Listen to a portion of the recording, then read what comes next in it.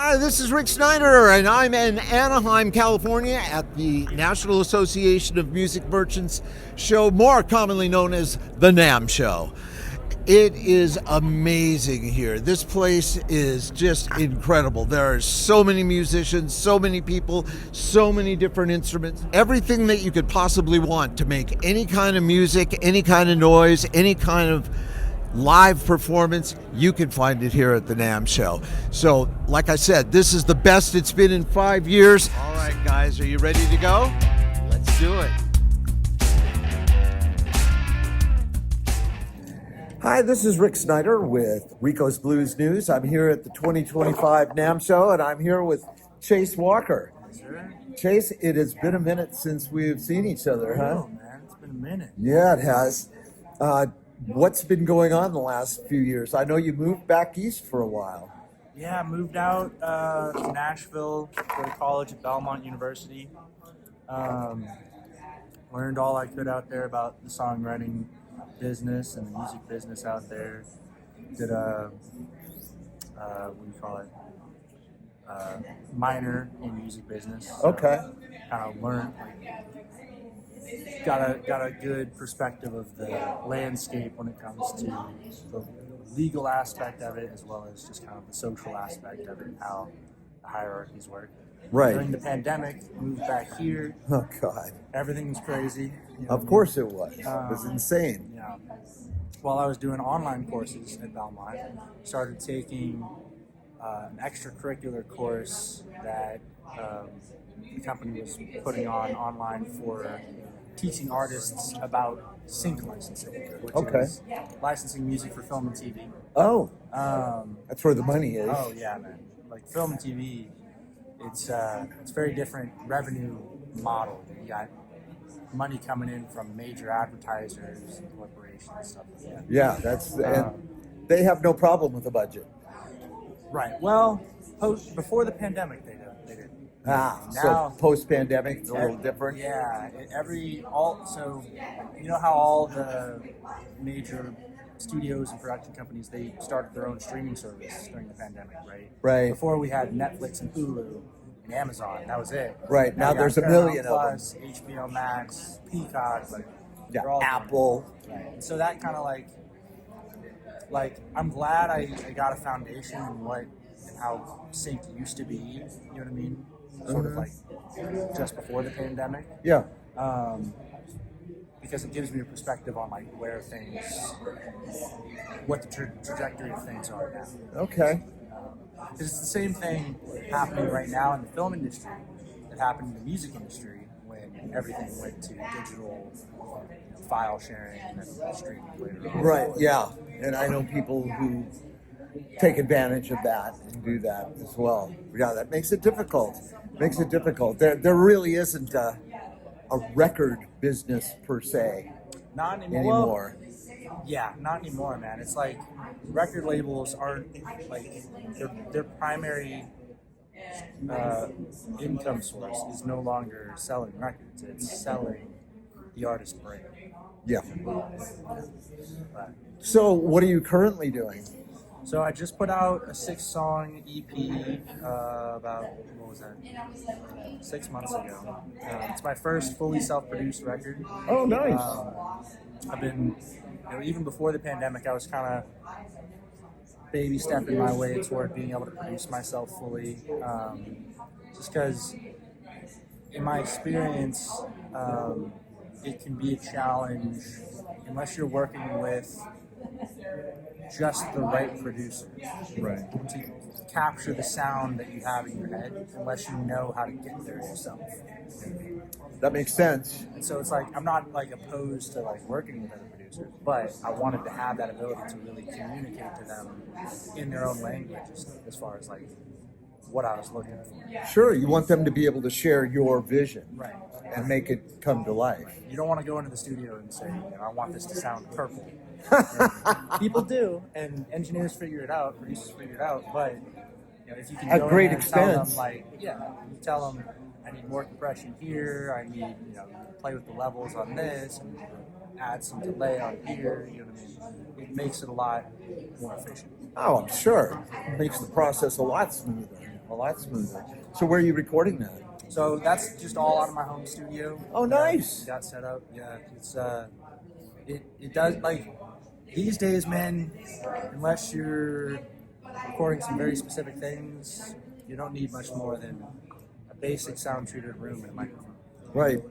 Yeah. With today's technology, anybody, just about anybody, can do a really nice recording. I mean, who was one of the first ones to do that? I think Annie DeFranco. Yeah. Self-produced and marketed herself and sold 1 million units. Yeah. And when you can do that, you can make something that's a much more true expression of your artistic vision. You know what I mean? Because it's all emanating from your ability, your limitations. So if you had to pigeonhole what you do into a genre, what would that be? Right now, my focus is on classic American revivalist music, specifically from the late 60s through the early 70s. So like 65 to 70 about. And sort of exploring the space with like sort of classic rock stuff, obviously, the Zeppelin sound and all of that, but also soul, R&B, blues. Okay. And that's kind of the theme of my recent EP. It's titled Sounds of an Old Soul. Oh. It's basically like a mixtape of the different styles that speak to me. Well, it's too bad Phil Spector is dead, or he could help you out with the wall of sound. Right? Oh, that's great, man. When do you expect to have that? So we put that out in July, yeah. Oh, okay. And so that's been doing really well. It's almost up to, I'd have to check the numbers again. Last time I looked at it, it was just over 1.5 million. No way. Yeah. Wait, 1.5 million streams? On Or Spotify, yeah. Oh, okay. All right. So does that pay anything to be on those streaming services? It doesn't pay like as well as it could, but Yeah. when you're the sole person, the only person who is responsible for that track, the only writer, only producer, I mean, you're not having to split the money, Right. you can pay pretty decently. Yeah. Nice. We're part of our promotion strategy, right? Like any artist these days, you gotta run some ads on Facebook. Yeah. But starting about 4 months ago or so, we started receiving more royalties from Spotify than the ads that we were paying for to send people to Spotify. Great. So it starts, kind of working itself out. Yeah, it just takes a little while. Okay. All right. Where can people find you? Anywhere you look for your music, Chase Walker Band, Instagram, Facebook. Okay. We're not as active on Twitter. We're just starting to use Blue Sky, but I'm not super familiar with the... Blue Sky's a little, let's see, I'm on Blue Sky too, but there's no way to reach out to people and say, hey, subscribe to my page on Blue Sky. That's kind of a shortcoming. Yeah. Otherwise, it looks like an okay platform. Yeah, I've been hearing great things about it. I've just been so busy on trying to promote the current record and make the next record. It's one of those areas I just need to take a weekend and dive into. So who's in the band? Well, recently I've been playing shows with the OG cats that I played with in high school. Oh, really? Yeah, we've been picking up some shows. And that's been really good because you've been playing with musicians for that long. You instinctively know each other's every move. Exactly. Yeah. No matter what the gig is like, you lock in. Because it can be really easy if there's some uncontrollable aspect of the gig, whether it's the venue or the sound or the scheduling of it, that can, when you're not familiar with each other's habits musically, Right. it can be really easy to get derailed.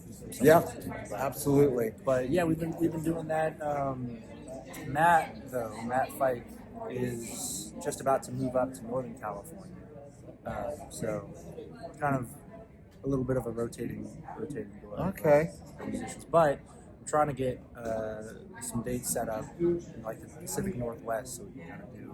You know, I'm in Northern California. I live in Sacramento now. Yeah, Matt's moving to Sacramento. So Yeah, and there's a blues scene there, you know, and a music scene, definitely. So there's 3 or 4 decent places to play that are actually clubs that are specifically there to play music, not just a bar that has a stage. Right. So that's what I noticed the last time I was up there. It's like there's an appreciation for like that live music experience, right, rather than just like LA. People are just looking for something to go do. You know, right. like, Yeah, it doesn't matter where they happens go to be do a it. band there, then that's cool. Right. But otherwise, even at that, they're drinking, they're talking, and they're not really paying attention. Right. Yeah, nothing like spending all your time and then getting up on stage only to have nobody pay attention. Yeah. It happens. It does happen. It does happen. All right. Wow, that's great, man. I'm glad you're doing that. I'm glad you're going to be around. And wow, I really hope to see you up in Sacramento. I'll definitely. We're trying to make it happen sometime, like maybe in the fall. Okay. The early fall. Who's booking you? Booking ourselves at the moment. Okay. So you have my number. If you need the names of any of the managers or agents at like Harlow's or the Powerhouse Pub or Starlit Room or the Torch Club, yeah, give me a shout and I'll shoot that information to you. Yeah. Well, good to see you, man. Thank you so very much for taking a few minutes to come up here and do this with me. I really appreciate it. That's what NAMM's all about, man. It's Yeah. friends and you don't see them forever. Yeah, it's the once-a-year party where you get to see everybody who's spread out everywhere. I was just telling someone this. It's musicians' Christmas. You know what I mean? You see all the people you only see once a year at this. That's right. At this event. That's right. That's really good. I like that. And then you better see them, or else you're not going to see them for another year. No, you're not. You're not. And you'll be lucky if you're even in touch with them. They're so busy doing other stuff. All right.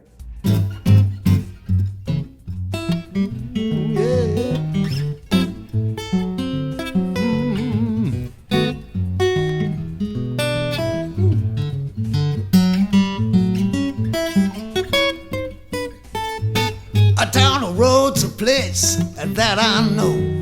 They got one hell of a band, and they passing around number 7 brand.